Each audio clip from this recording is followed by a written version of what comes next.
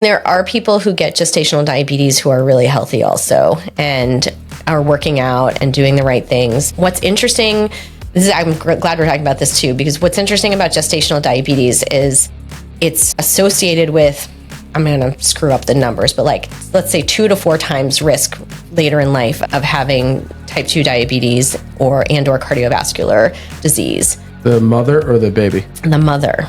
Okay.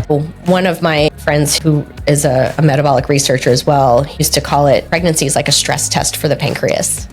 And if you get gestational diabetes, that tells you, I think you mentioned this even when you were talking with Brianna too, about things that are like, or she may have said this, like things kind of show up like pelvic floor wise that may have always been there, but now because you've had this added stressor of pregnancy, like it's revealed itself, right? So there may have already been some like instability or stuff there.